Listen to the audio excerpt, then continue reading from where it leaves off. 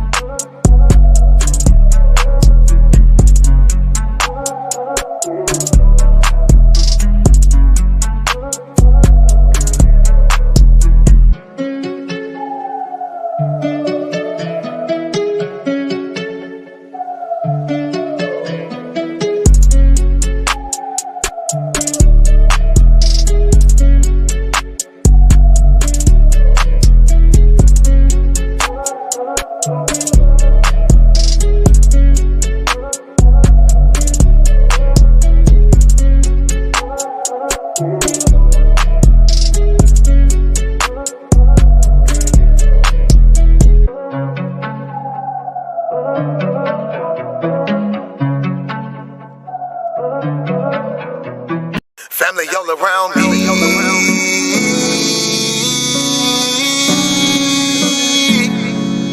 Family all around me. He my family, she my family. He my family, she my family. He my family, she my family. We are family. We might have the same last name, but that don't make you my family. I got some people with the same blood, and I know that they can't stand me. I got some people I call that ain't kin, that's gonna pull up and handle it. They take care of that business like family. We come from them trenches like family. They talking, you listen, that's family. They don't tell your business, that's family. They calling your phone, coming looking for you. They say that you missing, that's family. They don't need permission, that's family. When you hurt, they can feel it, that's family. Let them come while you're cheering, that's family. Let them come when you living, that's family. Family all around me.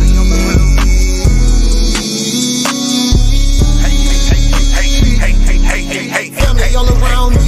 He my family, she my family. He my family, she my family. He my family, she my family. We are family all around me.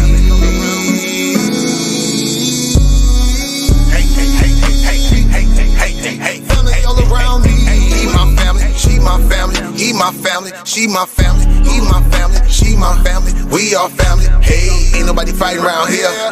Ain't nobody shooting around here. Everybody that's around here, family. All love, no hate, be clear. No shade, all love, be real. You love me, you should know how it feel. Tired of all these badass kids. Tired of paying all these bills. Family going through the same thing, so they know exactly how you feel. They supply a shoulder I can cry. I provide a place where they can heal. Leave my money out, they don't steal. Let them have it if it's for a bill. Soldier for me when they in the field. Only way I live, family all around me.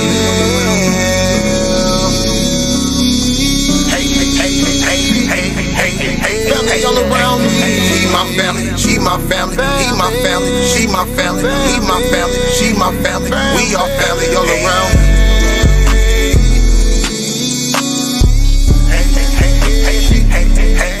Family all around me. He my family, she my family. He my family, she my family. He my family, she my family. We are family. We might have the same last name, but that don't make you my family. I got some people with the same blood, and I know that they can't stand me. I got some people I call that ain't kin, that's gonna pull up and handle it. They take care of that business like family. We come from them trenches like family. Family all around me. We not CUC, no, or F.O.P.E, no, or ADUIC, neither. They wanna be like us, yo. You know you not like us. You not HBG, you IUIC, UGOCC. No, you not like us. No, you not like us. All these camps, we talking about nothing. Why is they frontin'? They never follow commandments, they jump to assumptions. We spinning facts and they running. They wanna be like us. You not HBG. They wanna talk and debate. We already know you gon' lie in their face. Grown ass men be acting like women, and grown ass women be acting like men. Damn, you wanna be like Glorilla? We all know you never stick to a scripture. I'ma start calling y'all brother Nathan. You worshiping idols with Yahweh depictions. Whoever got ears, yeah, I let them hear it. You talking to God like you don't fear him. You better get burnt if you not serious. Proverbs 3:7, they must be delirious. Disrespecting the tribe like is you fried? They want smoke like you the most high. Stay off the weed, clear your mind. Don't believe what they say, just believe in Yah. Not CUC, or F.O.P.E, or ADUIC. Neither, they wanna be like us. You know you not like us. You not HBG, you IUIC, UGOCC. No, you not like us. Shout out to K. Judah, he the one keeping it real. Y'all run away from my daddy, you acting like he pulling up with a steel. He tryna feed y'all knowledge, you don't wanna eat, you don't want a meal. Y'all be Deuteronomy 28, 48, y'all still in the field. Y'all be deceivers for real. How you gon' lie to your people and act like you keeping the truth concealed? It's about time that y'all wake up, I've been reading Ezekiel. 1 through 3 for real. On the mic since 3 for real. Stop trying to be like us. Not CUC, or F.O.P.E, or ADUIC. Neither, they wanna be like us. You know you not like us. You not HBG, you IUIC, UGOCC. No, you not like us.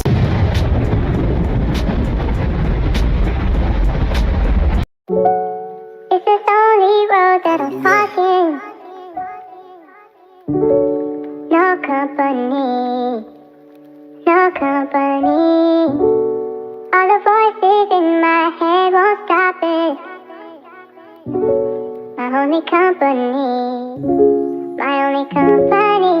Blood off my hands, the judgment coming fast, too much blood on his lane. The second Exodus is about to happen, he ain't playing. He's sending out the winds, on this rock we gon' stand. We gon' trust the Solarmind. This the final album, was disconnected from the source, we done found the power. Messiah built the church back, gotta trust the founder. The carpenter, got the father with him, ain't no stopping you. Protected by the winds if you got his heart with you. Stand on the narrow, the father gon' provide, y'all his eyes on the sparrow.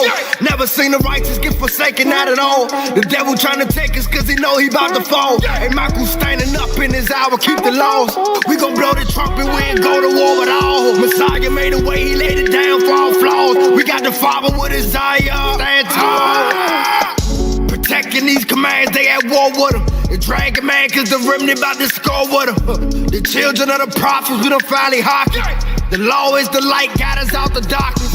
Return to the Father, ain't no other options. We let Messiah in, we done heard him knocking. Worthy is the Lamb, ain't no better time, surrender all right now. Ain't no looking back, you ain't lot wife, hell no. Fit for the kingdom, ain't no way that he gon' fail y'all. Training up his kids, ain't no way we gon' derail y'all. The devil making war with the saints, man, he smell y'all. We gon' go to war about these commandments to the end. Protect my father word, this ain't no game, this ain't pretend. Messiah coming back, we study yelling, I repent. The angels on the corner, finally blowing out the wings. Ain't no other way to get protected but the blood. I'll put your mercy and your grace around us. Keeping these commandments, cause we know that's real love. Building up this ark, cause you send it out flood. What you see is hand upon this land, it's time to leave. Sodom and Gomorrah out of order, time to flee.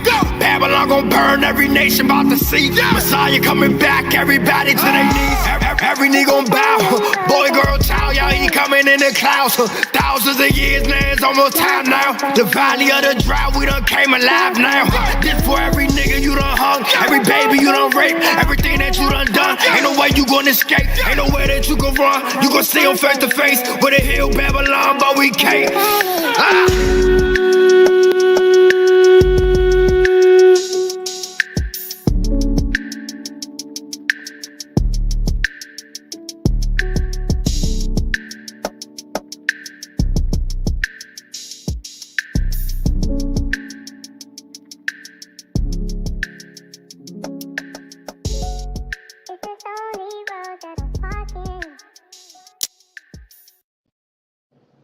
Hey, Most High bless, act like you know.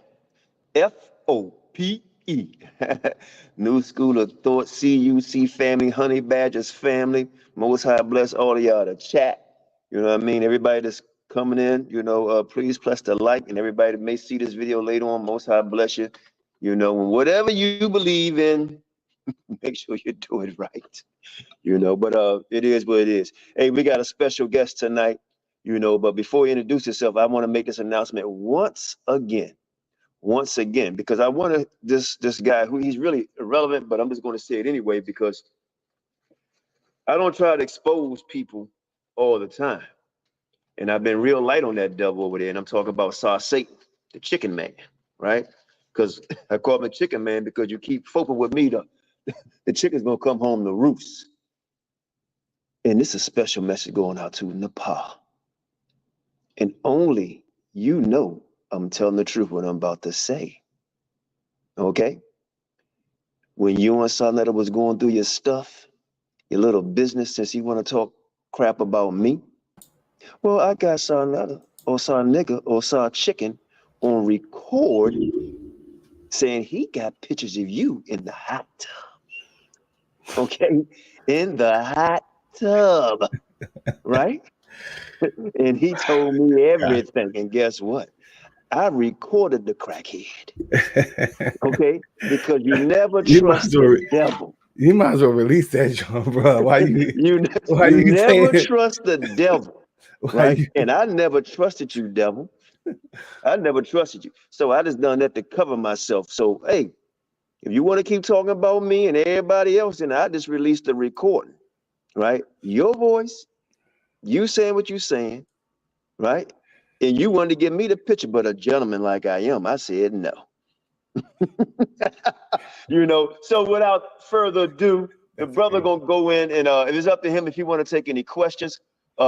I am on the plantation, so my brother Shasham is going to work with you, Solarmind, to share your screen. I'm gonna be in and out, so it's up to you to take questions. How long you think this may take? You know, a little over an hour, hour and a half, about like an hour and a half. Yeah. Okay, no doubt. If you want to take questions, that's on you. You can introduce yourself, and then let us know what what you're about to go into. And also, brothers and sisters, we have a debate channel. You all know, right? F.O.P.E.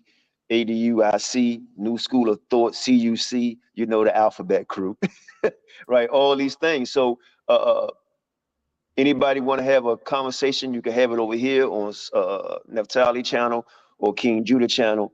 In our new channel, the brother opened up the honey badgers. Honey badgers are mean. Shut your mouth, QANATH. You know, y'all know what time it is. Without further ado, so am I. Holler at me. Peace. What's good? As he said, I go by the name of Solarmind.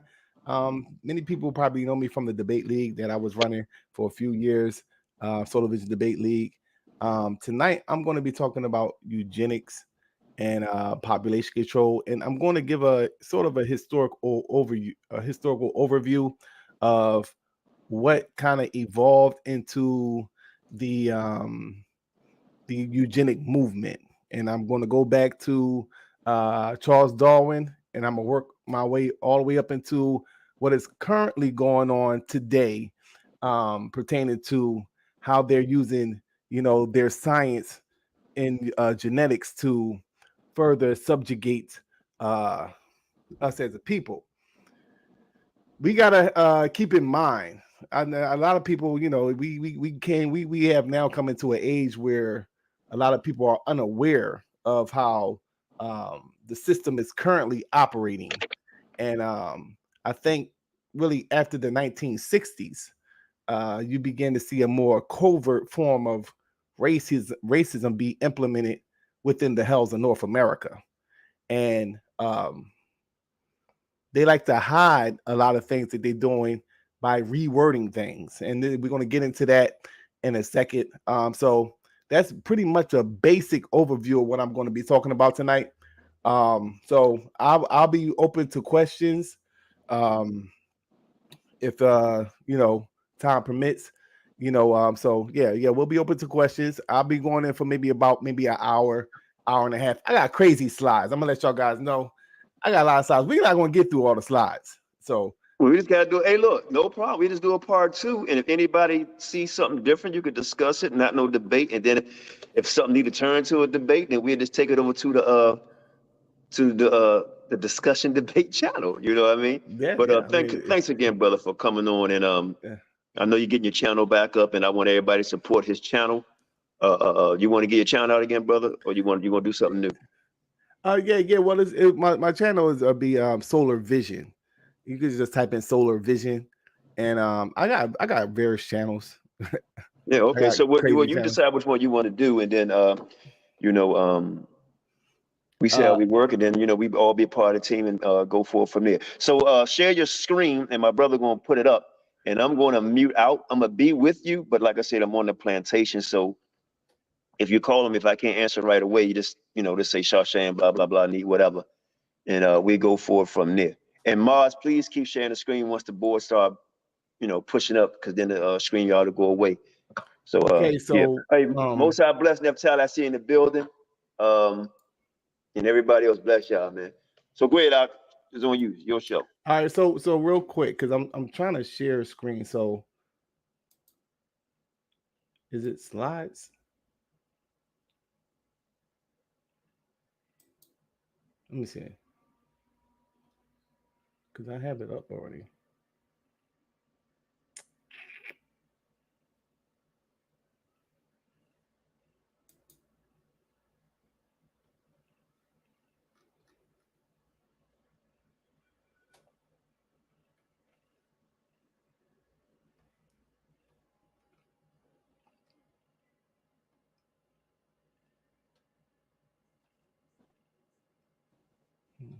Yeah, you good? Yeah, I'm just looking for the. Okay, so I think I got it. All right, hold on a second. And brothers and sisters, please inbox myself, K Judah, Neftali, that champ, Shawshan.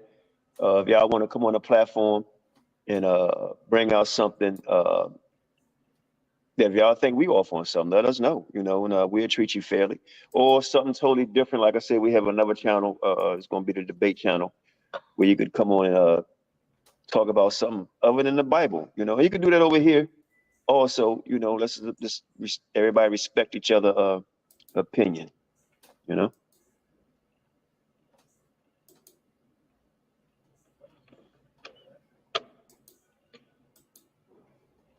Queen Natalia, also the link in the room. You're welcome to come on the platform right now. All right, so okay, you got it. I'm trying to pull up the actual PowerPoint. So hold on a second. And it's going to be interesting, man, because we getting into trying to find out who everybody is on this damn planet. And right now, I think we've got a lot of new people, but Hey, bro, I want y'all to do me a favor and do something. I think if y'all want a project to do, because we always say all white people ain't the same. I've been doing some looking at these so-called Russians, and a lot of them look Mongolian, like they're from Mongolia. I know Mongolia sits between China and Russia, but if you look at, and there's not no lookership, but if you look at it and do the DNA and customs and everything, the people are a little different. They got an Asian mixture. It was a large Asian migration into Russia. Yeah. So a lot of stuff that you were seeing, especially during like the time of the Nazis, was like a form of ethnic cleansing. Yeah. So they mixed in with some of them mixed in with the Asian population up there. They got very large. Sharing now, brother. You can go do your presentation. You got it. All right. Oh, so they could see? Yes, sir. All right. So we're gonna start off with this man. He goes by the name of Robert Malthus. I'm sorry, 1 second. Hey, Shawshan, I'm gonna jump off for a second because I gotta make some rounds where I'm at. And then you see me in the back, you can bring me back in. I'm sorry, go ahead. All right. This man goes by the name of Robert Malthus, right? And Robert Malthus, as you can see, just basic information of this cracker right here. He wrote essays on the principles of population, and he proposed a theory.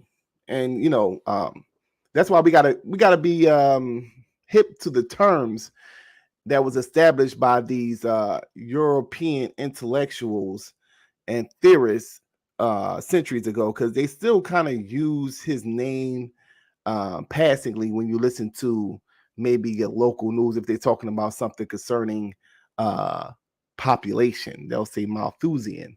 When they make the reference to a Malthusian type of philosophy, they're referring to this individual, Robert Malthus, and he was a British scholar, and he wrote 6 editions on the essays on the principles of population. And he came up with a theory that, they call it the Malthusian trap or the Malthusian catastrophe. And according to his theory, he is suggesting that if left unchecked, the world's population can override its capacity to produce food, right? And it's a very interesting concept because we live for,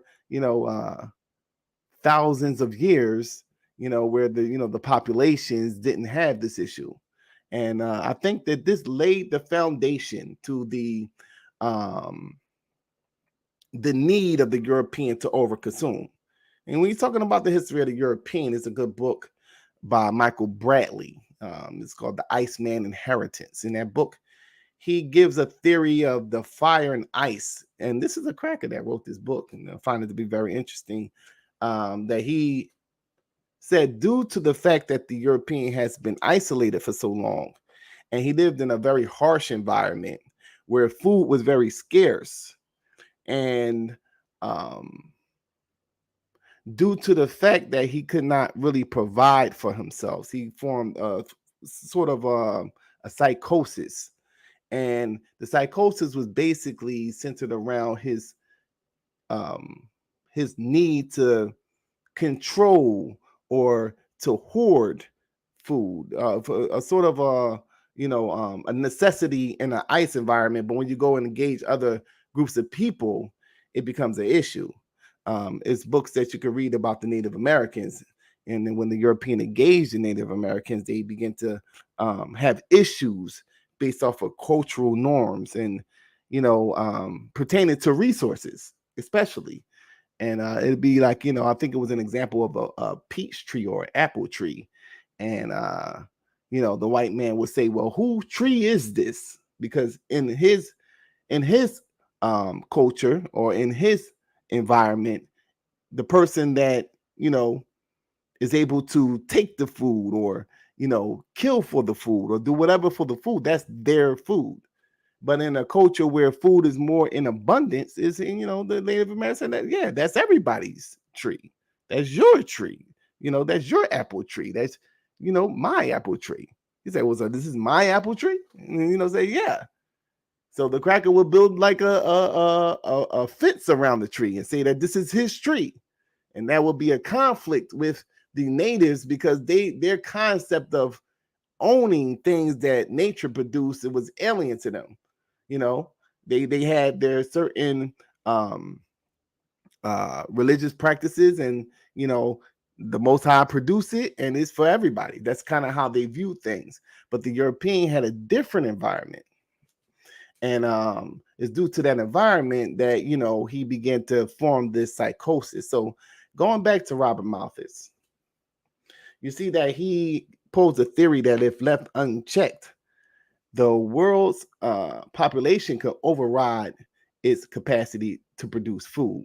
So he says that the earth, or that the universe, or naturally regulates its population through famine, disease, and war. So this laid the foundation for European colonialism, what eventually result in European colonialism.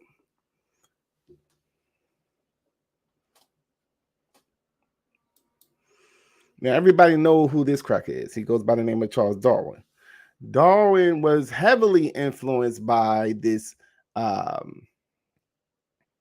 European philosopher, Thomas Robert Malthus. Is a little bit of information or the statement that he made pertaining to his studying of the writings of Robert Malthus. He says in October 1838, that is 15 months after I begun my systematic inquiry, I happened to read for amusement Malthus on population, and being well prepared to appreciate the struggle for existence, which everywhere goes on from long continued observations of the habits of animals and plants, it at once struck me that under these circumstances, favorable variations would tend to be preserved and unfavorable ones to be destroyed. The result of this would be the formation of new species. Here, then, I had at last got a theory by which to work. So basically what Charles Darwin is saying is that, well, if we're going to take the works of Robert Malthus for face value, if we believe that this is actually the case, that the world, regulates itself through famine, disease, and war, and that, the population, if left unchecked, can override capacity to produce food, that would mean that through this famine, disease, and war, that the better species would survive.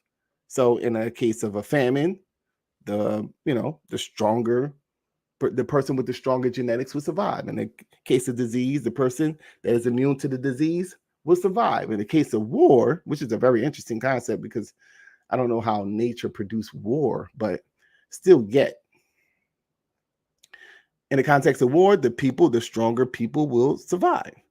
So he's taking Malthus' theory and now applying it to a theory that he formulated, which would be survival of the fittest. And it would be in this book on the origins of species by means of natural selection, right? So in your current universities and colleges, they just leave that bold printed aspect of the title there, and they will delete what is at the bottom there. So we got an old version of the book, and it says, or the preservation of favorite races in the struggle for life.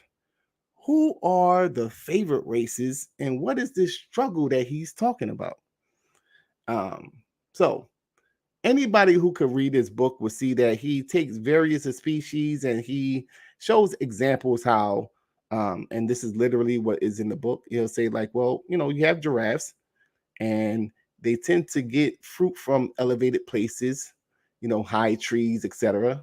So the giraffe with the longer neck will be the one to survive. And he gave, the same example for bats and even vegetables and fruits, and he gave examples of the cabbage and pretty much the species with the that's fireworks, that's not gunshots. So I am in the hood though. So the species with the stronger genes is going to be the one to survive. And he's using all these examples to prove a point, though, and it goes over a lot of people's head. And I had conversations with anybody Unc from the I'm and Rock Squad. He said, like, no, this ain't talking about humans. See, it's talking about giraffes. No, he's giving examples from other species to say that if this is the case with giraffes, if this is the case with huh? Oh, I'm sorry. Go ahead, brother. If this is the case with giraffes, if this is the case with cabbage and bats, etc., then that means that this has to be also the case for human beings. This is what he's actually saying, and this is what he actually is proving within this book. That's why it's subtitled The Preservation of the Favored Races in the Struggle for Life, right? So for those who are on the fence and trying to figure out Darwin's objective, he clearly was a racist. A lot of people, in Eurocentric academia, mainstream academia, they don't mention this fact that he clearly was a racist. And you can read his writings and see that he clearly was a racist. This is some of his statements. It says, at some future period not very distant as measured by centuries, the civilized races of man will almost certainly exterminate and replace the savage races throughout the world. Who is the savage races that he speaks of? And what does he mean by replace? We clearly know what extermination is. So once again, I want y'all to keep in mind and hold on to these statements that is being made by Charles Darwin. Because you have your Negropeans out there that actually take his works for face value. They actually follow this individual. They actually believe that he contributed to the progression of science. And they wonder why a person like myself called this the white man's science. What is the white man's science? Whenever the European takes something, he weaponizes it. There's not one thing or one form of technology that he owns or possesses that he does not weaponize. So what you're seeing is the advent of the white man's science. More statements from Charles Darwin. Well, this is the same statement, but this is a more in-depth version of the statement. It says, at some future period, not very distant as measured by centuries, the civilized races of man will almost certainly exterminate and replace throughout the world the savage races. At the same time, the anthropomorphous apes, as Professor Schaffenhausen has remarked, will no doubt be exterminated. The break will then be rendered wider, for it will intervene between man and a more civilized state, as we may hope, than the Caucasian, and some ape as low as a baboon, instead of at present between the Negro or Australian and the gorilla. I find it very interesting that the European, and this is how somewhat the European, the beast, he has an advantage over us as a people, because we speak his language. So some people may not totally grasp what is being said here, and rightfully so. This is not our damn language, and he uses certain words in certain contexts that may go over our head. We may have a general understanding of what he's saying, but what he actually is saying, I'm gonna go over it again. At some future period, not very distant by measures of centuries, a civilized races man will almost certainly exterminate and replace throughout the world savage races. That's pretty obvious. But then he goes on to say, at the same time, anthropomorphous apes, as Professor Schaffenhausen has remarked, will no doubt be exterminated, right? So the anthropomorphous apes, right? He then goes on to expound on what he means when he makes that statement. The break would then be rendered wider. So what he means by the break is, you see that little image of the monkey evolving to the man. Everybody knows that image, and I has it on the actual thumbnail to this stream. That will be the gap he's referring to. He's referring to the gap between ape and man, right? So he said the break will then be rendered wider, meaning that human beings, right, and apes,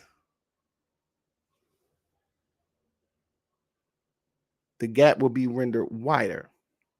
And now he's saying, for it would intervene between man and a more civilized state, as we may hope, than the Caucasian and some ape as low as a baboon. So that is suggesting that the Caucasian is the apex of man. That is man at its apex. And I guess when the apes begin, it would be the gorilla, right? So everything in between will be the trickle down to what eventually will become the ape. This is what he's saying.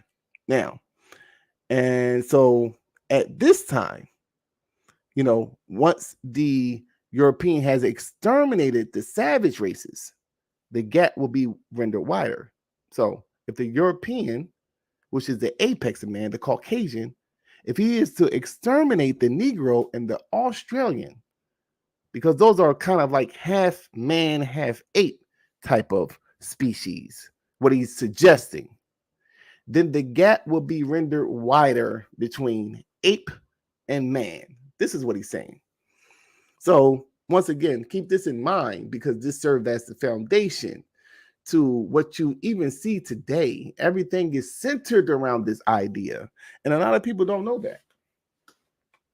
When you look at your local news, for example, and you see it said in other news, in the inner city, there were 3 black teens that ran into your local convenience store, and then they'll show the little footage of the black teens, with guns brandishing to the cashier. The cashier is horrified.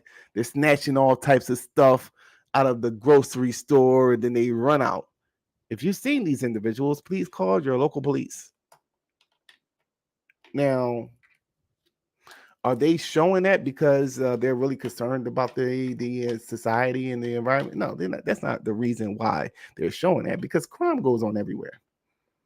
You could go on to any poor white community and see the same thing. So the question would be, well, why do you constantly see blacks being portrayed that way in the media as opposed to the majority of the people in this country, which would be white?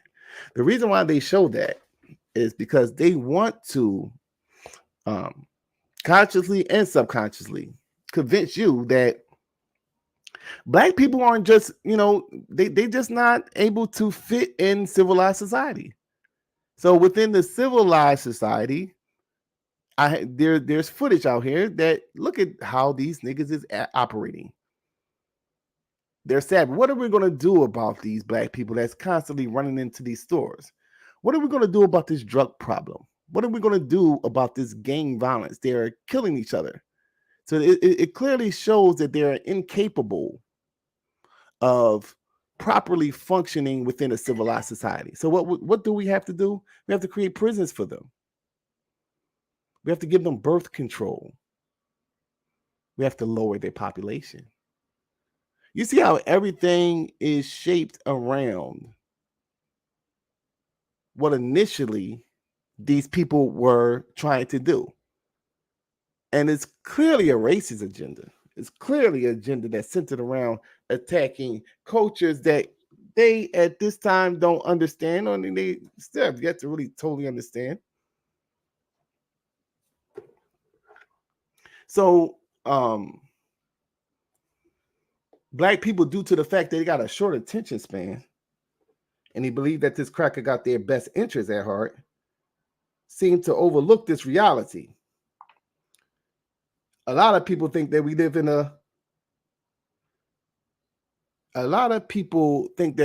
in a post-racial society. A post-racial society, whereas though, we don't see any color no more. Some of y'all want to marry the beast and, think that, everything's all good. But do know that when you look at the prison system, the industrialization of the prison system, the fact that our women get abortions at a higher rate than any other group of women in the country,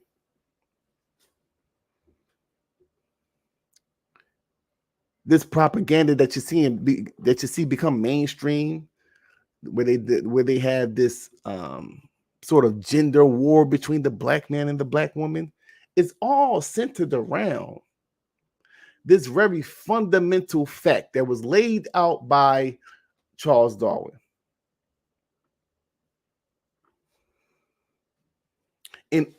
This is his theory, and I want y'all to really understand this. His theory is that humanity cannot move forward until we get them out of here. They are holding humanity back. This is what he's saying in his statement. So this is why you see things like, almost, they manufacture a society that produce certain type of people. Maybe this is getting into like psychology, and this is where you have, the importance of how we are portrayed in the media. Understand that all this shit is connected. All this stuff is connected. Francis Cress Welsing and Neely Fuller, and they talk about the system of white supremacy. And they say that this system encompasses areas of human activity: economics, education, labor, law, politics, religion, sex, and war. So when you look at each of these categories, you will see that the agenda remains the same. And that agenda is to keep the black at the bottom and the white at the top. And it's to perpetuate this ongoing thing that transcends centuries. You see. And until we understand that, everything else is going to be confusing to us. We'll deal with each category. Okay, so we'll deal with each category like it's a separate entity. This is why they don't want you owning and controlling your community. Because communities, once they control, produce better families. Better families produces better children. Better children is innovation and productivity within the society. This is why they got to keep the family separated. This is why they put drugs into your community, because they want you to appear in a certain type of way. This is why they economically castrate the black man. They want to cause confusion within the family. So when that confused family that's being attacked by the puppeteers of society, when they begin to act out certain forms of oppression, then he'll cut on his camera and say, well, look at these niggas. They're savages, which falls right into the philosophers centuries ago. If you don't understand the system of white supremacy, everything else will only confuse you. More statements from Charles Darwin. He says, it is very true what you see about the higher races of men. And when we talk about the higher races, obviously, he already made that clear that it's the Caucasian. When high enough replacing and clearing off the lower races, in 500 years, how the Anglo-Saxon race will have spread and exterminated whole nations. Understand what this writing is. And this is the beginning of the science of the white man. This modern science is centered around these certain key fundamental points.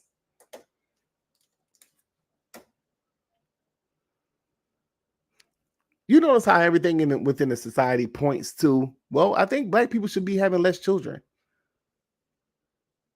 Population control in all the nations of color. Yes, we need to lower the populations of Africa. And everything is centered around that.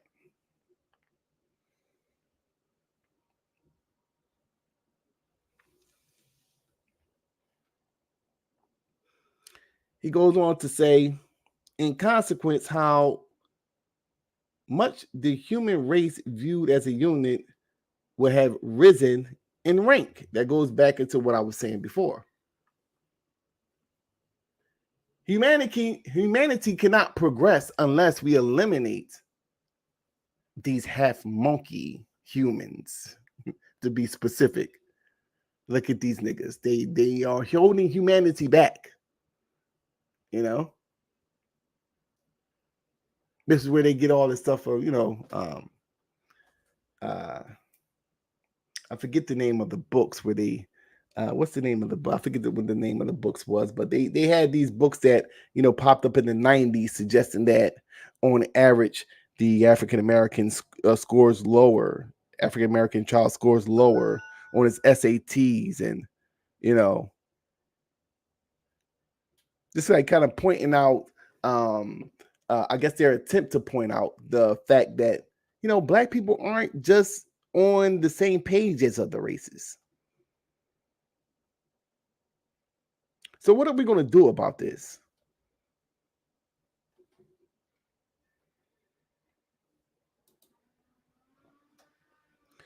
More statements from Charles Darwin. It says, lastly, I could show fight on natural selection having done and doing more for the progress of civilization than you seem inclined to admit. Remember, what risk the nations of Europe ran not so many centuries ago of being overwhelmed by the Turks, and how ridiculous such an idea is now.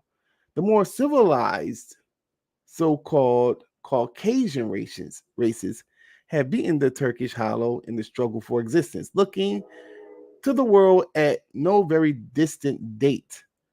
What an endless number of the lower races will have been eliminated by the higher races throughout the world. So, once again, he is setting down the playing field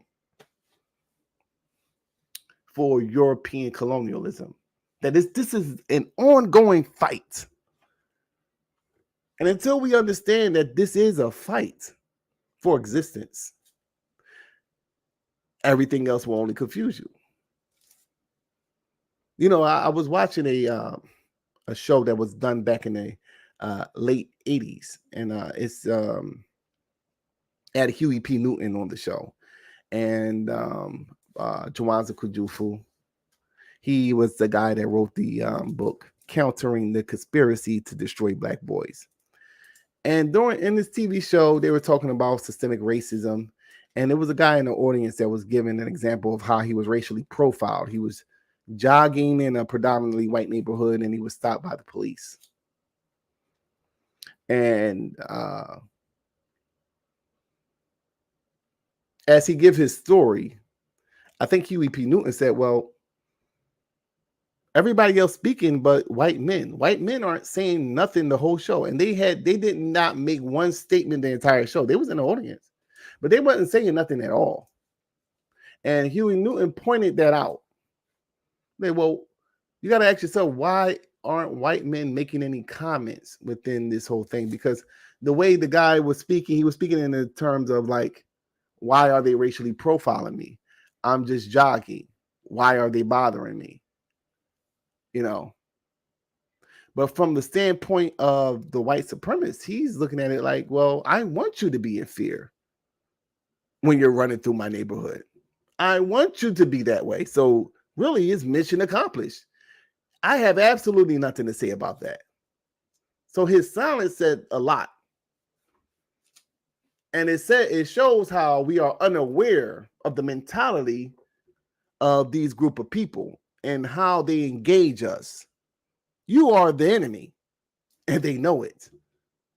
And it's really common sense when you think about it. I mean, if a person oppressed you for from 500 some odd years, and you know the history, or at least you know enough of the history. I'm pretty sure most black people know that we were hung and castrated and we were enslaved by these people. If I was to do a poll today, and you could take your coolness of the coons, even your coolness of the coons would admit, like, well, it's not equal, but you know. So they know they did that to you. You know that they did that to you. Why would a group of people who know they treated you with inequality, they know know they oppressed you, why would they give you equality? Why would they empower a group of people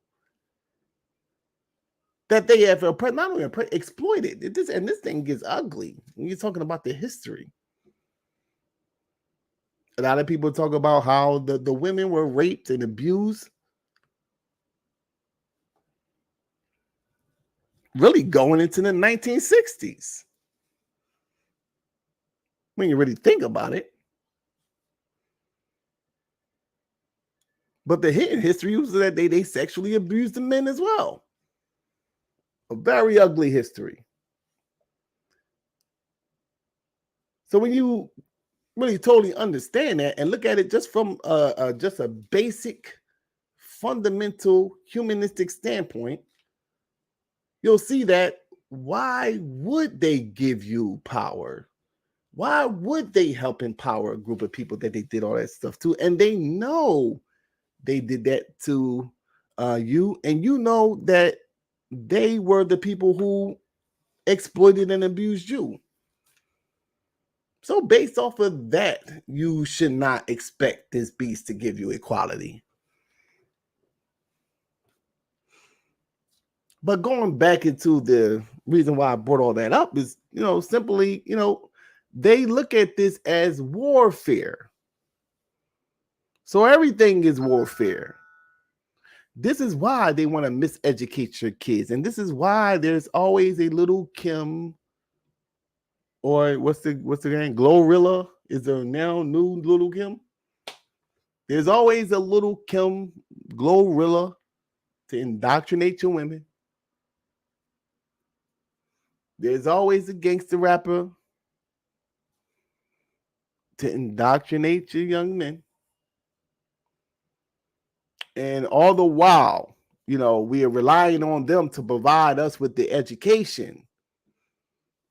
And we're not even teaching our children that they live in a system of white supremacy. We're almost afraid of actually even bringing it up.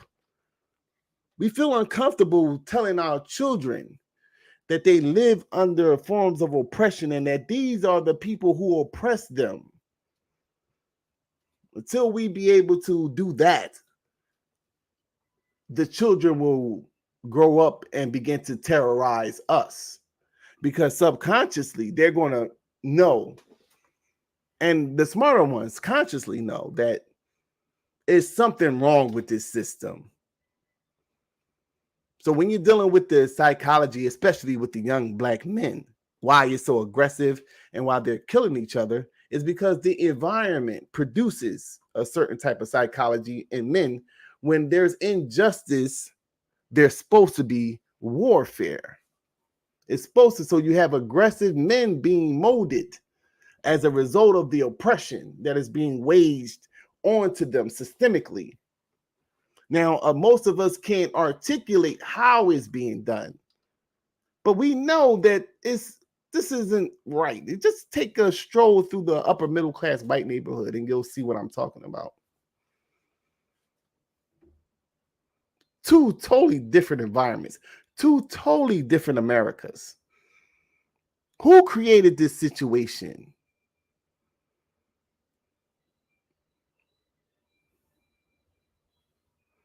And how is it that decades upon decades, it just continues to be the status quo? What type of children are they producing through their educational system? Why are we reliant on them to provide us with the basic necessities on living?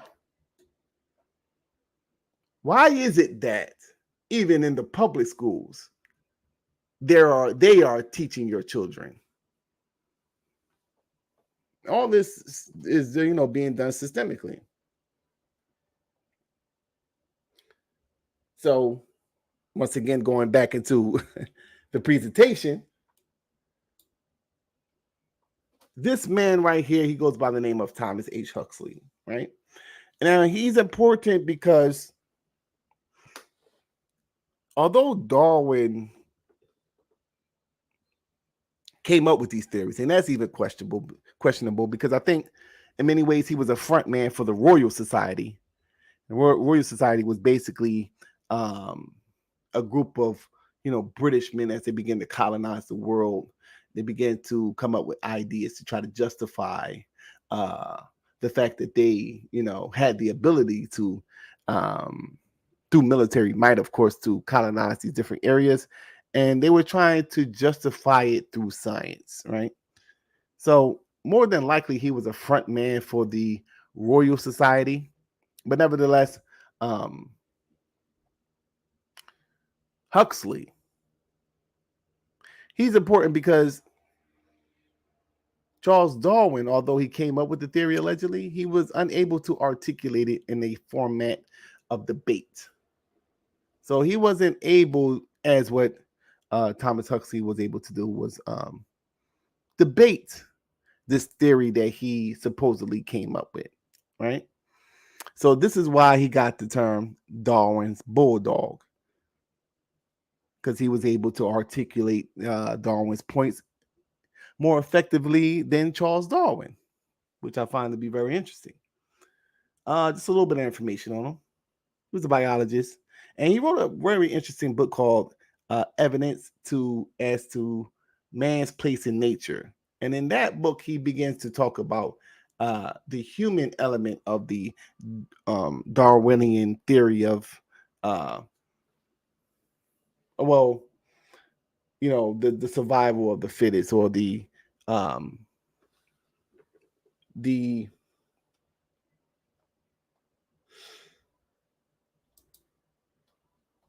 preservation of the favorite races. Wanted to just make the quote properly.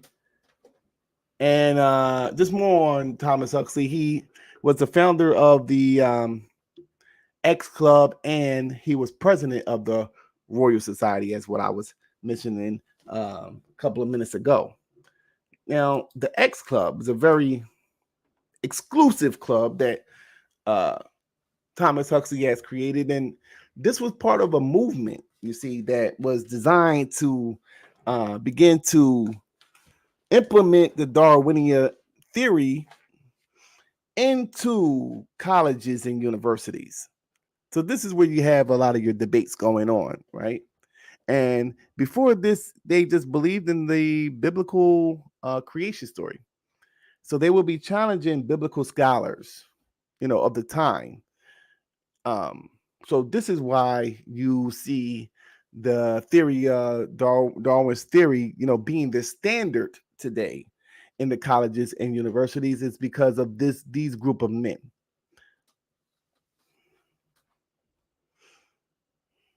Okay, so the Darwin, Wedgwood, Huxley, and Galton family. So we could actually get into that just by simply going into Francis Galton. Now, Francis Galton, he was the cousin of Charles Darwin, and he was the one who coined the term eugenics. So, as the case with Charles Darwin, how he got his theory from Robert Malthus, Galton is on record stating that he got his theory from his cousin, Charles Darwin. And this says it right here. In his memoirs, Galton recalled that the origin of species, had extinguished his Christian beliefs like a nightmare exposed to the light of day, and had aroused in him a spirit of rebellion. And we know that, and I'm pretty sure that a lot of the Israelites know that, you talk about the spirit of rebellion, and we know that that's Satan. That's the devil. The spirit of rebellion is the devil. Because we know from, just basic, understanding of biblical scriptures, that it was Satan who rebelled against the Most High, right? So this is a spirit of rebellion against all ancient authorities whose positive and unauthenticated statements were contradicted by modern science. Darwin inspired Galton to pursue his long-standing interest in the topics of heredity and the improvement of human race. So now you have the movement beginning. Now you have the movement being implemented, and it will be through this term of eugenics, right? So once again, let's dissect this. Extinguish his Christian beliefs, right? This is the beginning of what you see, this science versus religion argument, right? All coming from Eurocentric academia. Now, going back to Robert Malthus, not Robert Malthus, but Thomas Huxley, right? Darwin's bulldog. Along with the fact that he he coined the term eugenics. That he was the founder of the British Royal Society, and the founder of the X Club. He coined the term agnostic, right? And this will be just on the fence of atheism. Agnosticism is the view that the existence of God, of the divine, or the supernatural is unknown or unknowable. Pretty much is saying that you cannot prove that God exists. And anybody who grew up in the 80s and 90s and went to school, you will see that your book, I don't know if they still do this, but and on your book, it will say physical science, because everything is based off of what you can actually see and prove physically. You know, they leave out the metaphysical, you know, and that gets into spirituality and things of that nature. So they deal specifically with physical science. And he's saying, well, based off of physical science, there is no evidence that God exists, was being suggested. Even though everything is in a divine order, you know, they overlook all these things, and they just saying pretty much from a Eurocentric, ontological perspective, you know. Some of his terms are seeing is believing. So he has to see it in order to believe it. There's no evidence because according to him and how they view things, why don't God show himself? This is how they look at things.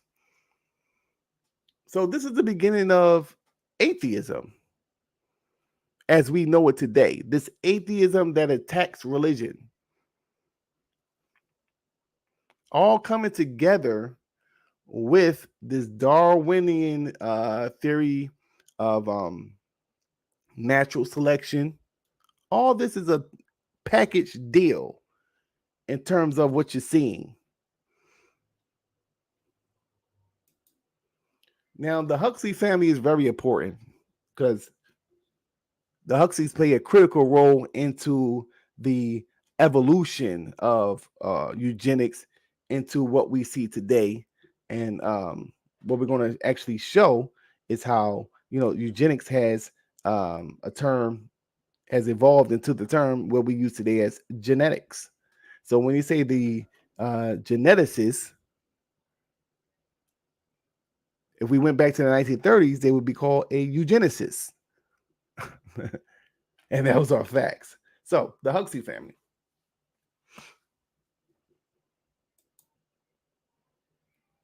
Julian Huxley, grandson of Thomas Huxley, that would be Darwin's bulldog. He was an evolutionary biologist and authored over 50 books on evolution and eugenics. Julian Huxley was the first director of UNESCO, United Nations Education, Science, and Cultural Organization. So that's the UN's control over the education, science, and culture of indigenous nations. That's what that actually is saying. You got to decode shit for the layman or the lame nigga mind, right?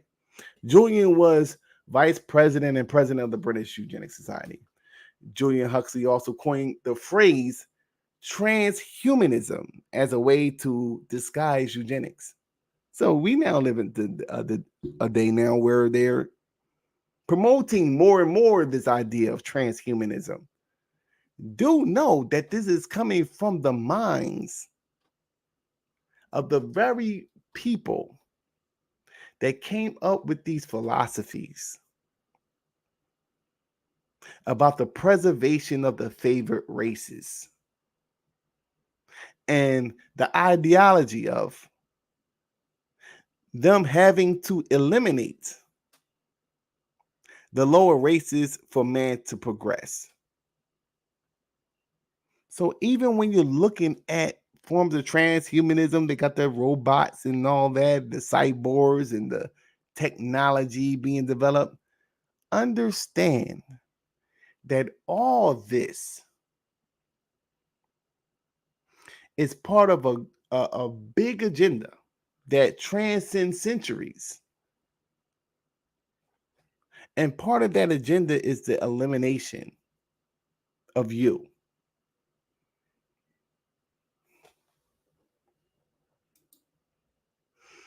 Okay, Julian Huxley received various awards for his efforts in population control. He received the Darwin Medal of the Royal Society, UNESCO's Kalinga Prize and a special award from the Lasker Foundation in the category of Planned Parenthood and World Population, right?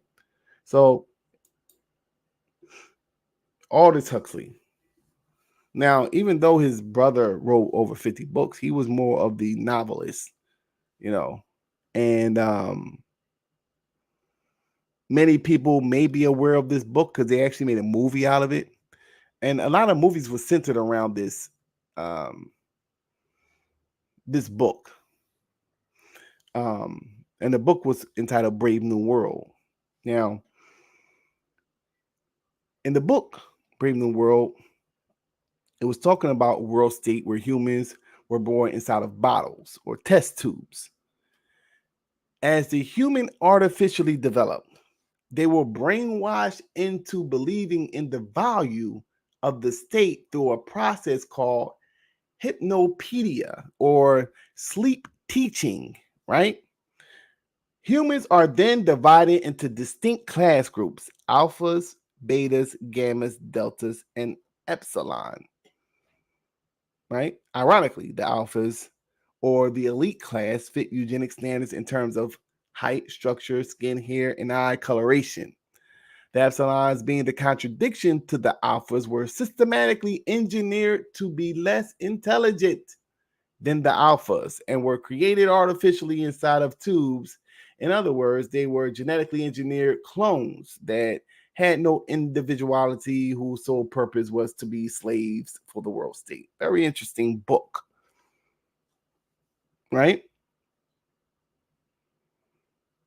So you take what is being, done in the mythology of the time, which at that time were books, right? That he would implement certain eugenic philosophical terms within the book. And some things that you see actually is, what was then mythology, what was then science fiction, they're able to do today, right? So I find it very interesting when it talks about the how the humans are artificially developed or brainwashed into believing in the value of the state and the sleep teaching, right? And you can see this form of sleep teaching being implemented today, so much so that, you can't tell a nigga that America ain't against them. They'll argue down about America being the greatest country in the world, and they would rather be no other place than America. You'll be pulling teeth to try to convince some of these niggas that this shit ain't good. They don't know what you're talking about. I just had a conversation with a brother.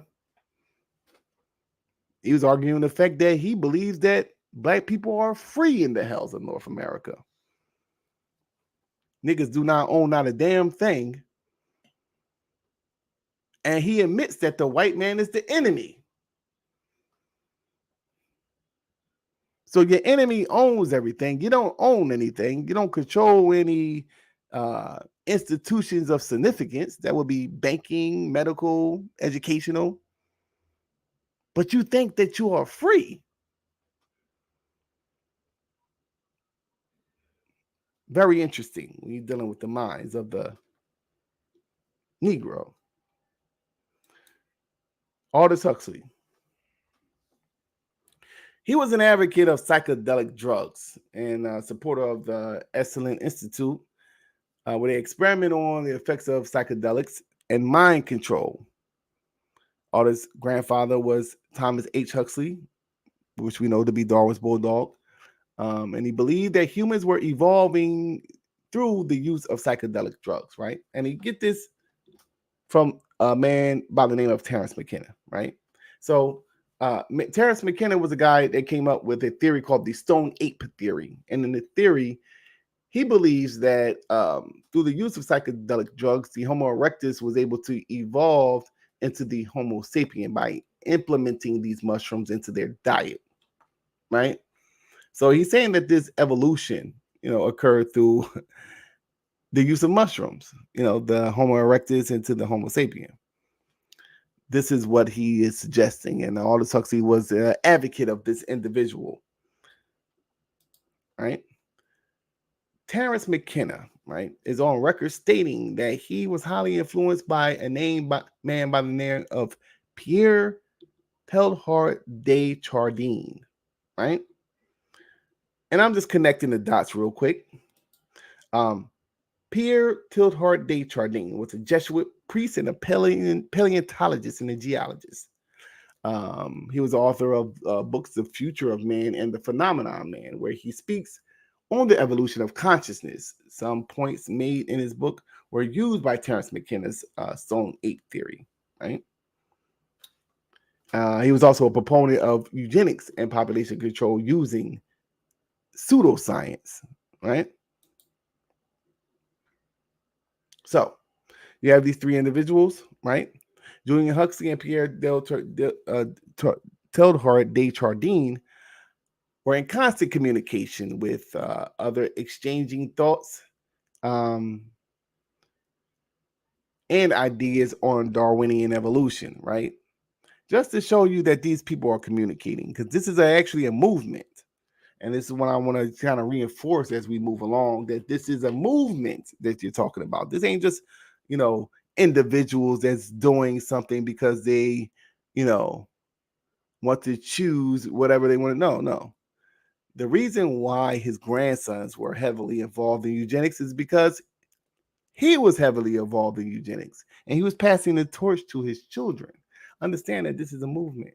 So a lot of times when Black people, right, we allow our children, let them go explore and be what you want to be. Do what you want to do. This is what we do. We've been programmed to let our children operate in a certain type of way. And it's really setting them up for failure because a lot of times we don't even tell them that they live in a system of white supremacy. See? So they're going about in the world really in many ways blind to the reality of the world. And until we get to the point where we're not afraid to tell them that we have a problem, and the problem is white supremacy. So these are some of the things that we need for us to be able to survive within the system of white supremacy. We need you to pick one of these areas and become an expert at it. We live in a very crucial time, you see. And until we have that type of mentality, your children will continue to slaughter each other in the streets and continue to terrorize you while they're doing it because they have no direction. But nevertheless, you can see that these three men were in constant communication. Pierre Teilhard de Chardin, along with Aldous Huxley, that would be the younger brother of Julian Huxley, were members of the same eugenics movement foundation, right?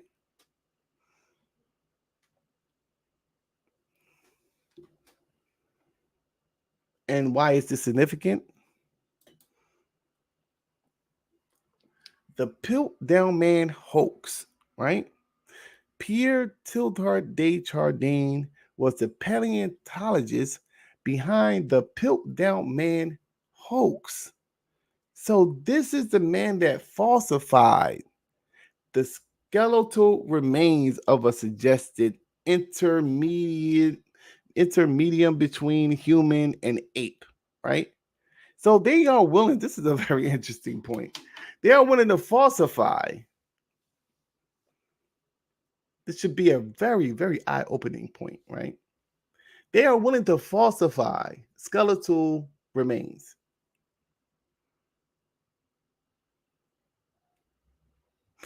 To have a scientific justification of their eugenic agenda. So, based off of that fact, right, we should know that this ain't got a damn thing to do with science. Because if it did, then they would just go about it from a scientific position, meaning that they just would, whatever we dig up and discover, that's what it is. By the mere fact that they are willing to falsify evidences shows that that is not the key point as to why they're doing this thing in the first place.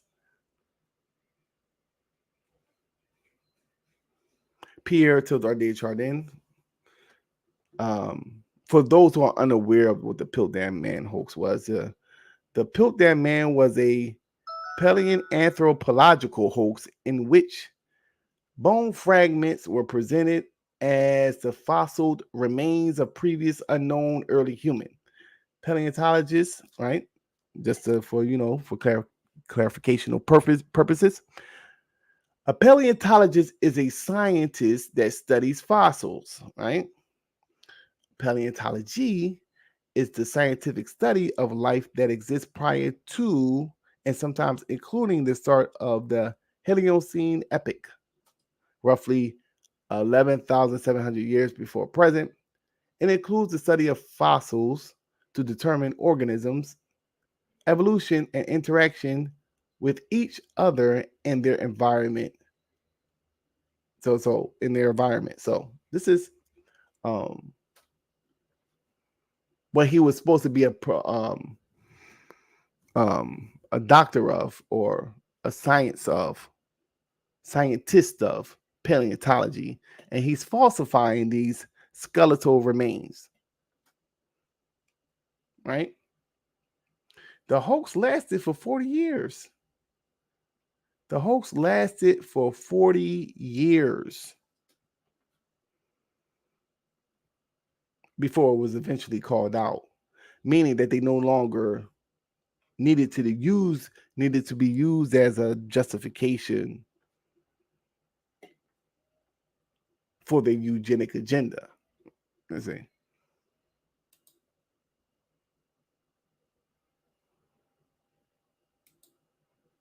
So, evolution for dummies, right? You got Thomas Robert Malthus, right?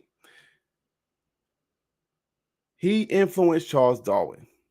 Charles Darwin, once he came up with his theory of evolution, it was Thomas Huxley, the person that coined the term agnostic, which is pretty much suggesting that God doesn't exist, or that there's no evidence that God exists, right? He was Darwin's bulldog.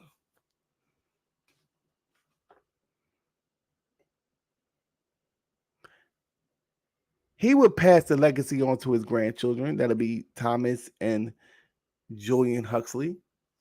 To further push the eugenic movement, it would be Thomas Huxley. It would be Julian Huxley, that was the author of over 50 books, and he was one of the presidents of the British Eugenics Society. And it would be Julian Huxley that will actually write the book, The Brave New World, which further pushes eugenics and forms of eugenics into the minds of the masses. Then you have Francis Galton, which is the cousin of Charles Darwin. He would be the one who coined the term eugenics. Those two individuals, Julian and Aldous Huxley, will be affiliated with Pierre Teilhard de Chardin, who in turn falsified skeletal remains as a way of pushing this whole eugenic agenda.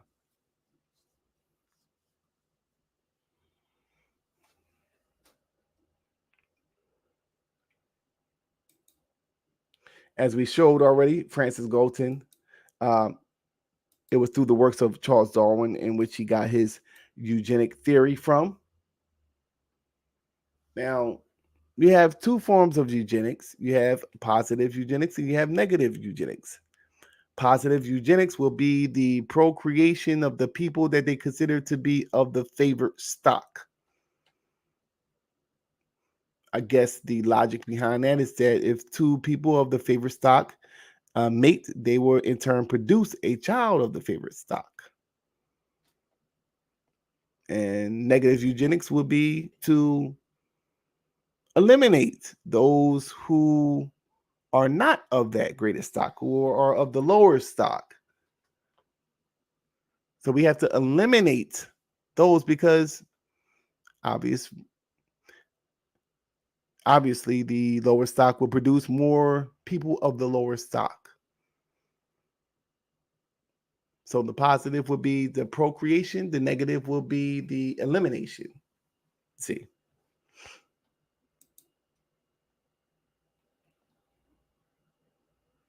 Okay, so this is a statement from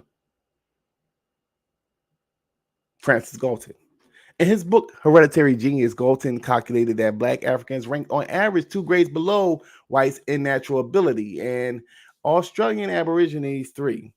He then goes on to say that the ancient Greeks, particularly the Athenians, were the best race of people, and that the decline of the Athenians was because they did not preserve and produce their superior genetic stock. According to Galton, the Anglo-Saxon race was in the process of making the same mistake as the ancient Greeks.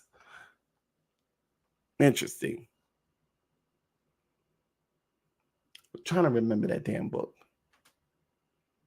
The Bell Curve. There you go. It came to you.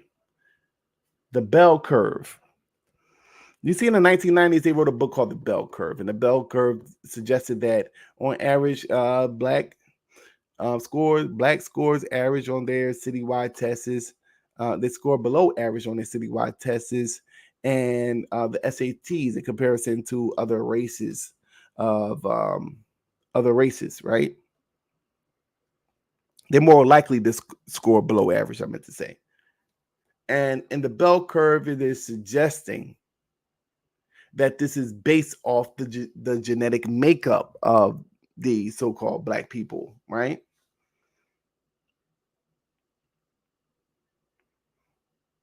Once again, that will be a modern version of what Francis Galton was suggesting. So you see how they don't use his name anymore because we know what he was about, but they still use his philosophy in terms of what is shaping policy or even how we educate our children. So by the mere fact that they now medicate your children and they give them, they label them ADD, right?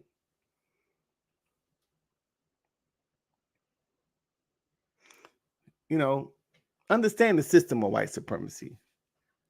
They'll label your child ADD, right? And they give funding to the school when a child is classified as having a learning disability, right?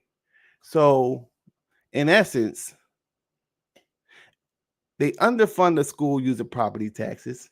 You send your kid to the public school. They classify them as having a learning disability, right? So when they classify them as having a learning disability, the school then gets grants because they now have to have a special form of education. That will be what we call the LD class, learning disability, back in the day. I don't know what the term is today. They'll put them in the special class. That has become, in many ways, a means of producing more funding for the school. So they are very quick to now label certain individuals as having a learning disability. And a lot of times they're just hyperactive. A lot of times they are just being boys. Now, and the reason why I pointed out boys specifically, black boys are more likely to get this label put on them than any other groups of races or, of boys, and any other group as far as, sexes with the girls. So, and it trickles down. the black girls are more likely to be classified than any other group of girls. So now you're seeing something that's being incentivized, right? This goes back to the writings of Francis Galton, because he calculated that black Africans ranked on average 2 grades below whites in natural ability. In natural ability, I found that to be interesting. And once again, it's this idea of preserving the genetic stock of the Caucasian, or as what he say, the Anglo-Saxon race, by saying that, well, aforetime, the Greeks, the freaks, aforetime, they made the mistake of mixing in with other races, and this led to their fall. Let me remind you, right, that the origin of the species by means of natural selection or the preservation of the favored races in the struggle for life. Frances Cress Welsing breaks this whole thing down in her book, The ISIS Papers, where she says that racism is white supremacy. And when you're dealing with the psychology of the European, she's suggesting that they have fear of a black planet. They have fear of a black planet, as what Chuck D put on the title of his album, Fear of the Black Planet. He got it from Frances Cress Welsing's theory of color confrontation, racism, white supremacy. And she's saying that, the foundation of racism is the survival strategy of the European, because he knows that, genetically speaking, his genetics are recessive to the dominant black gene, meaning that if a white person was to have sex with a black person, that they will produce a colored person. And if this was to go on too much, and them being the minority on the planet to the majority of the world of color, that they will be genetically annihilated. So this is the foundation of racism, according to Frances Cress Welsing theory of color confrontation, racism, white supremacy, right? So she then begins to articulate this thing by even going as far as to show the lynchings of black men and how they used to castrate their private parts. And when you read about the lynchings, you'll see that when they castrate their private parts, they will keep the private parts. It was even stories suggesting that they would take the private parts and put them in jars to preserve the private parts of the black men that they castrated. And this is all being done subconsciously, is what she's saying.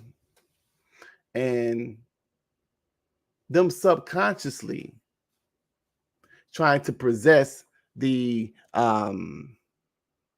genetic potential, or the superior genetic dominant gene. You see, it's a very deep book, ISIS Papers, Keys to the Colors. If you haven't read it, you should definitely purchase that book and read it. But going back to the theory of Charles Darwin and Francis Galton, you see that, you see how is a justification by suggesting that the Africans are inferior in a lot of ways to the higher races. So that's a key element in the justification to eliminate these groups of people, as what I said earlier, because humanity cannot progress unless we deal with this issue. We all know that it's a pseudoscience, but this is what they're saying, right? So what you begin to see is the implementation, you see, of eugenics. So they could sit back for maybe about close to damn near 100 years philosophizing about stuff before they begin to implement it. And this is one of the reasons why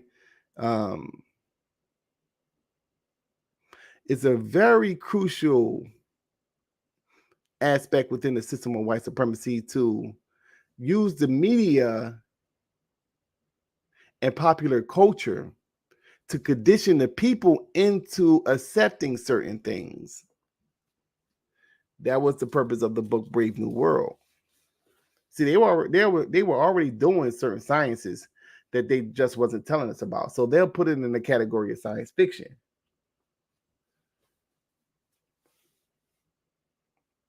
So when you're looking at movies like The Purge, and people say, well, yeah, because I know it's part of a whole pseudo thing people say today, like, yeah, one of the things that when people quote movies, I hear that a lot. But the reason why, well, I would say that sometimes when people quote movies, they do be pseudo. But the reason why it is something that you should definitely view, because you got to understand the mind state of what's going on within European psyche. You got to understand that. And when he begins to express things within the media or within popular culture, movies, entertainment, etc., that it's an agenda even behind that. Even things that you think is recreational, that this is how they're, conditioning your mind into accepting certain things a generation from now.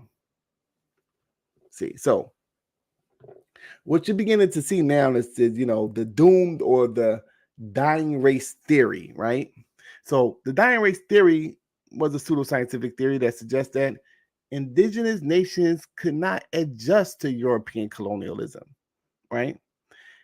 And would eventually die off at the hands of the European colonizer. This theory was created by Darwinian European anthropologists as a way of justifying European expansion, right?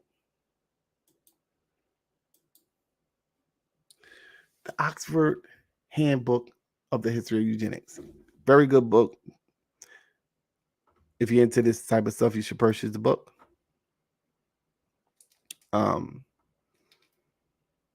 It says one of the main tasks of anthropology was to define and measure civilization and its absence as a justification for imperial expansion, right?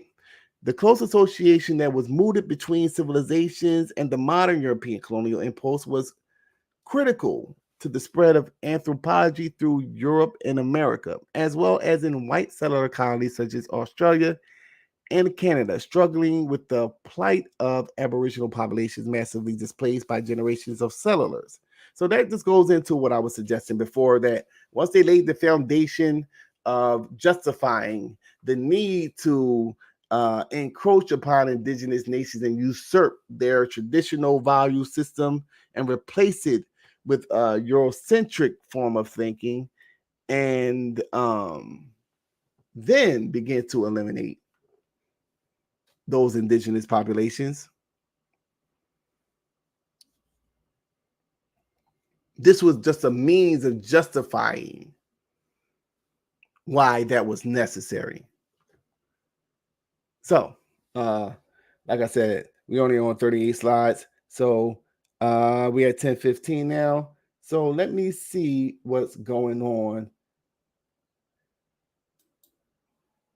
with you guys, right?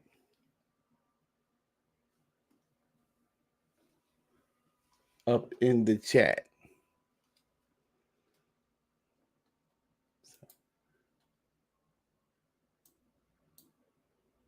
All right.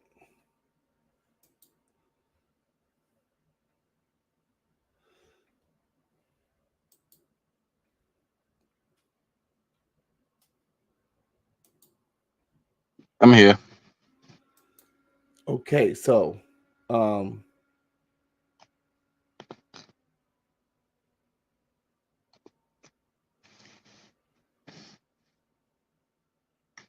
That was excellent presentation too.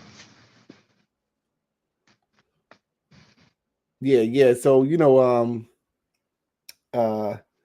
if there's any questions, you know what I'm saying, we could deal with the questions. Definitely gotta, do a part 2. I'm only on 38 slides and we about like, If anybody always want to come up, y'all welcome to come up and ask questions. I'm gonna drop the link in the chat for everybody.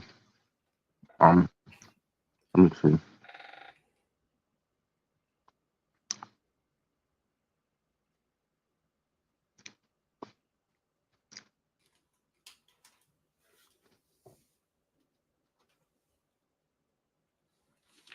indigenous black. This indigenous, you always say do you know how old that PowerPoint is, indigenous black man? I made that PowerPoint in about maybe 2000. I made this PowerPoint in 2000. This PowerPoint is damn near 10 years old, bro. Don't steal your information. But I used this actually. When I started this PowerPoint, but because I expanded on the PowerPoint, but a lot of the basic things in this PowerPoint I used when I was about to debate Ngozi of the Amara Squad. So that was like 2012, bro.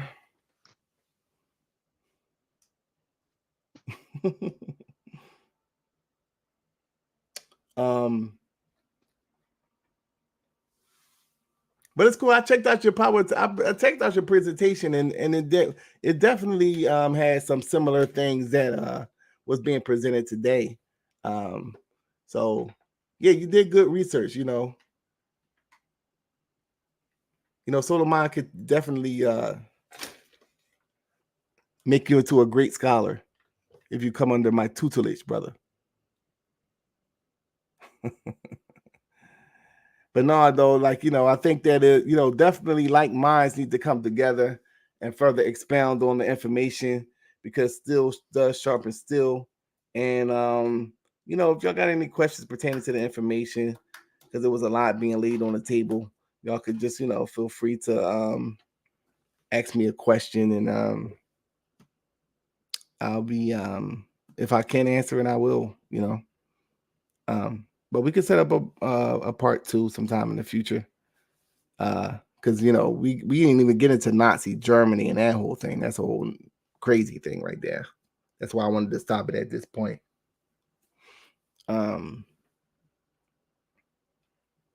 Yeah, we can definitely do that. All you gotta do is reach out to Elder QANATH. He'll set up part 2 with you. Yeah, no doubt. You got any questions? Not really. I want to go back and listen to it because I've been in and out doing stuff in my house with my kids, like cooking for them. Had to feed my children and all that stuff. Yeah, But I mean, definitely. I gotta go back and listen to it because I was back and forth. Okay. So if it ain't any questions, we could kind of wrap it up. You know what I'm saying? Definitely was appreciate the platform and putting out the information. We live in a serious time, here in the hells of North America. A lot of people are unaware of the severity of what's going on pertaining to the new form of eugenics, which is, what they're doing with the genetics. I think that until we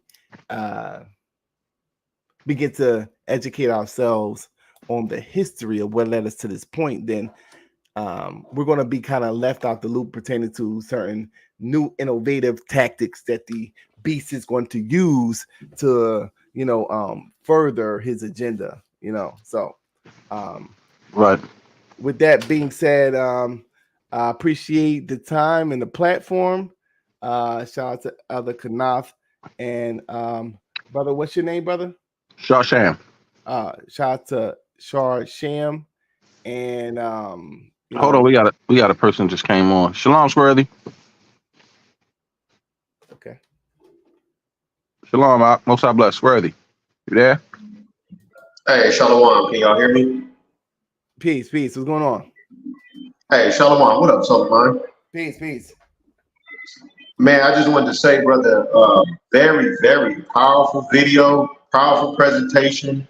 Like I said in the chat, our people have to stop being afraid to teach their children about these agendas geared to destroy us. Like you were talking about a little earlier in your presentation.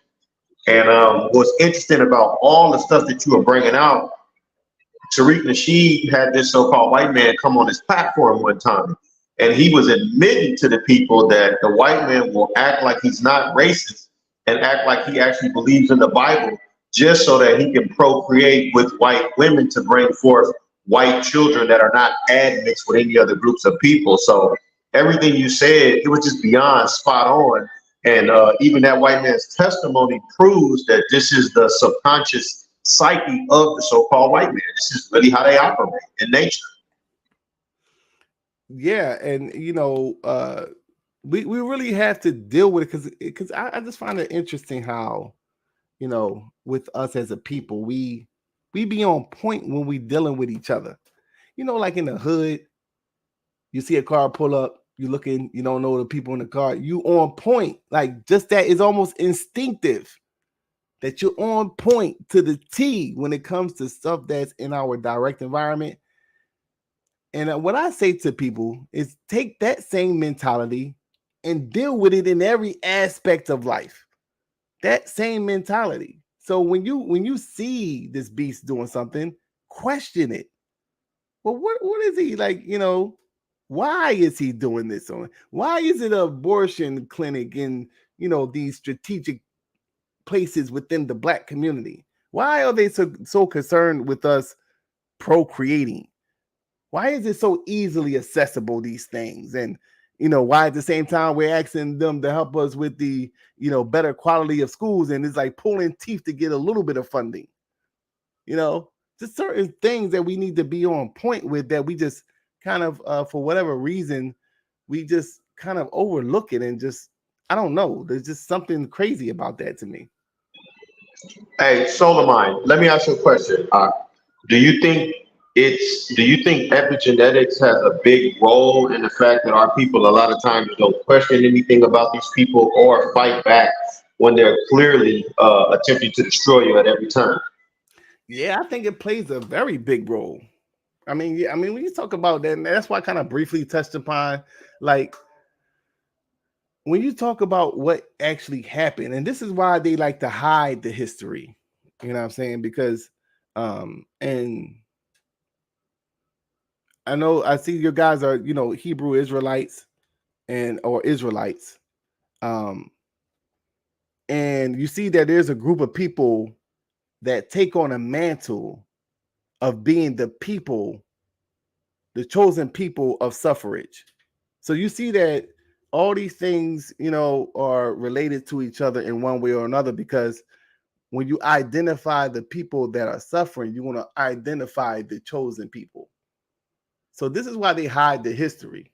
And when you look at what actually happened in history, when they, the breaking of the slave, the things that they did to the male in front of the family to destroy the psyche, because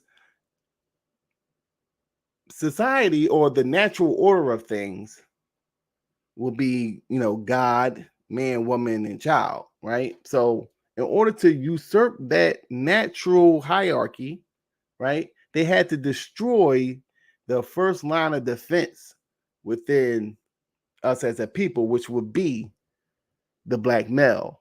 So they would take the black male and they would humiliate him. You read some things where they just would tie, one leg to a horse and the other leg to the horse, and have them run in opposite directions and rip the man pretty much in half in front of his family. So now the woman psyche is now being adjusted for survival purposes. You can no longer believe in this person to protect you.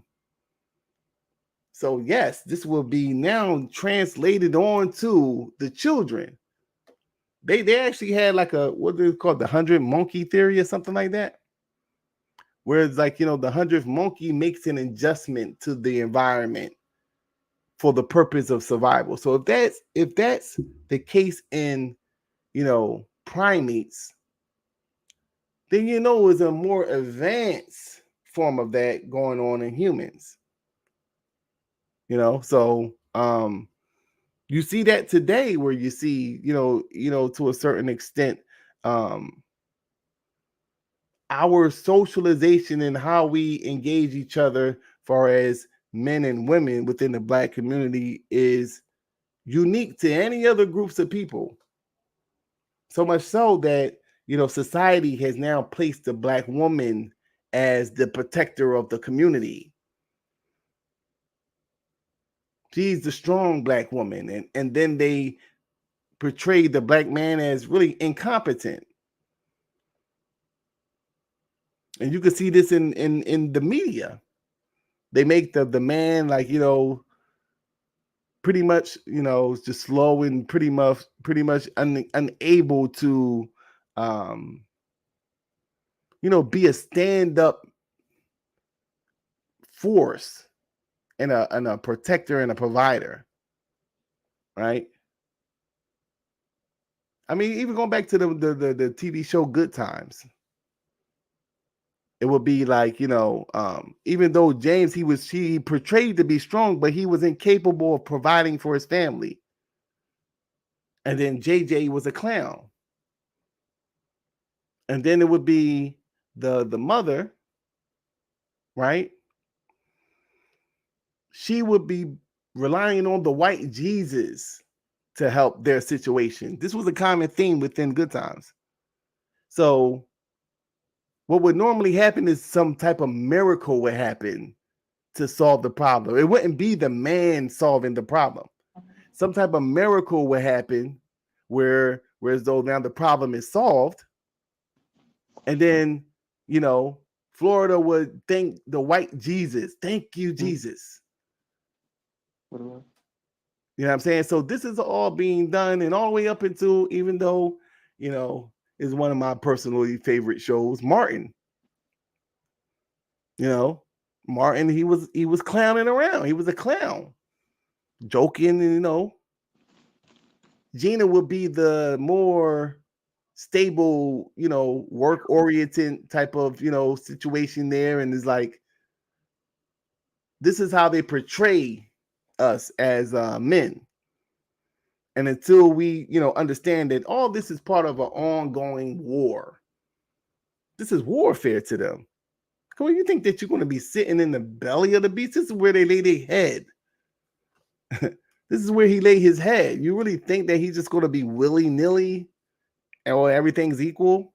No. He's going to find a way to systemically keep you at a certain position.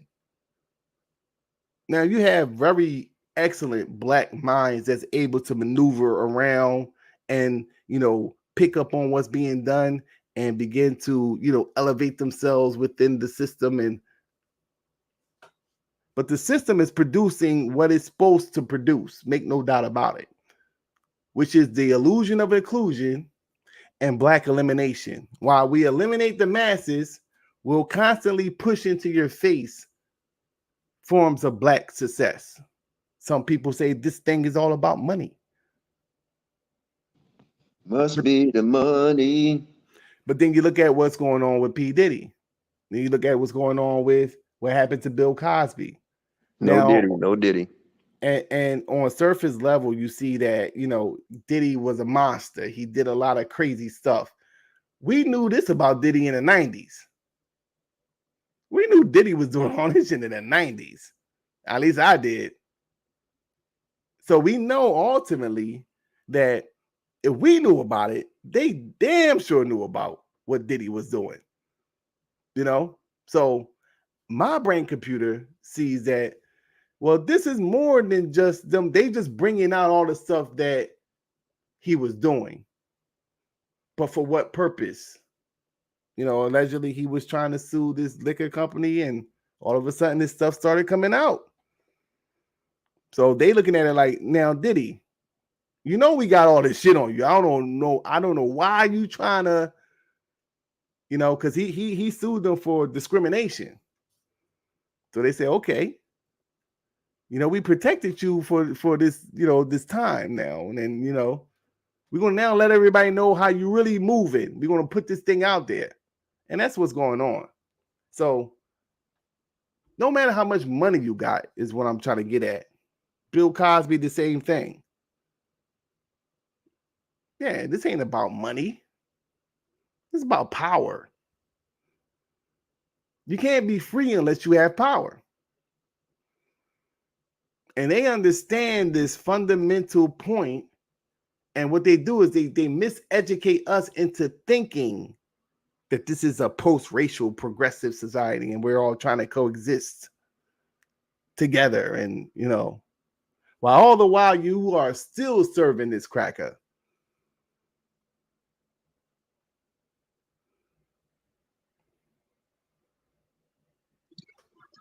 They portray an illusion of egalitarianism when in reality, they're still sitting in the power seat. Exactly. Facts. Hey, Most Facts. High bless. Pardon me for interrupting. Most High bless. Hey, man, great class. I didn't get a chance to hear all of it, but very interesting. What you brought out. I know it has to be a part two. That was great. Hey, Swarthy, man, Most High bless. See you in the building. How my brother doing? All right, Shalom, Elder Quinoff. Thank you for having me. Peace and grace, Brother Sharsham, Solarmind. I remember when you was throwing them debates way back in the day, man. You had some powerful debaters on your platform.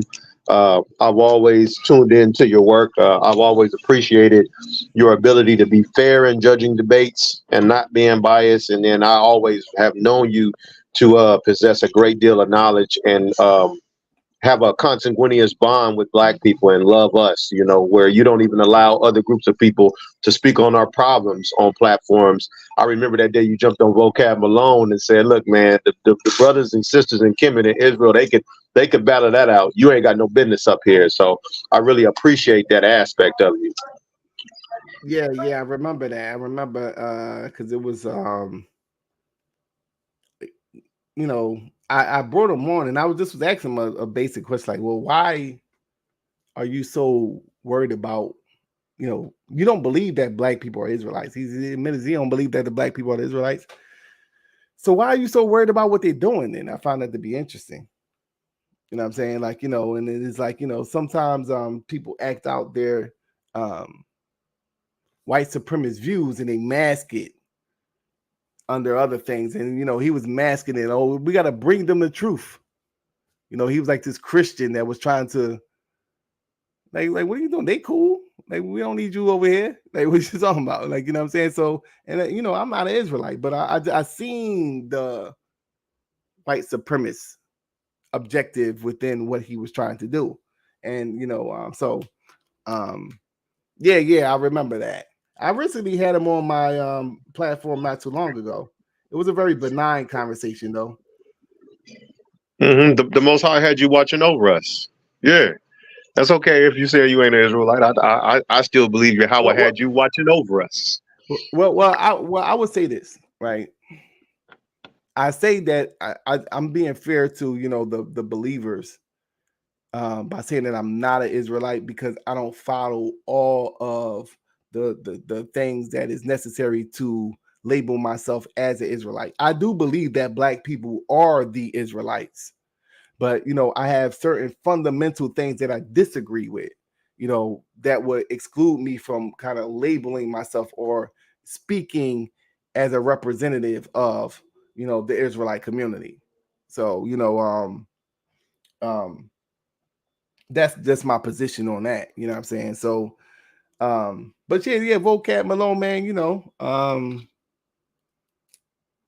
you know, it's like an energy behind a lot of times when you see something that's being done by Black people, created by Black people. It's always attacked in a way, you know. So that's just another example of that. Yeah.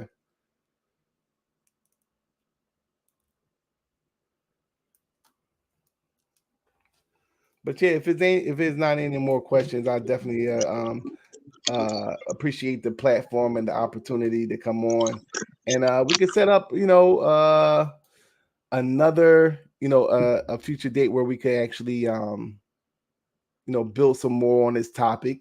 Like I said, man, I'm probably like 150 slides in on that joint, but definitely I want to get into the part where we're talking about the Nazi Germany and how that evolved. What we then called eugenics into what we today call genetics. I was just on Uncle Cat's channel, maybe about a month ago.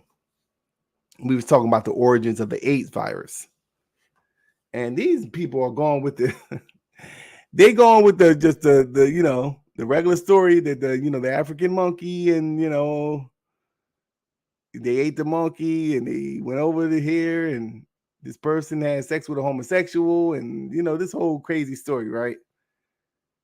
And these are supposed to be the scientific people, right? So I showed them an appropriations hearing that was done in 1970 for the creation of immune destroying agents for biological warfare, right? I showed them the document that this is what the Department of Defense was requesting, right? I showed them the fiscal year of where the funding went. I then showed them the scientists that had the funding and what they were doing research on. And what they were doing research on was certain cancers that attack the immune system, right? They turned around and laughed at that. And I was telling you, niggas are under a form of mind control. So you mean to tell me you was willing to believe that these Africans ate a monkey, contracted HIV, traveled over to France, had sex with somebody, that person traveled over to San Francisco, just so happened to be a homosexual, had sex with another person, and this is how AIDS got to America. This is what they're, you know, the official story, right? You're willing to believe that. But when I'm showing you documentation of them saying that they want to create an immune destroying agent for biological warfare, that to them was pseudo. I found that to be very interesting. But yeah. So we'll get into that, you know, the next time I come up here, you know what I'm saying? And once again, I definitely appreciate the time that you guys give me in the platform to, you know, bring this information.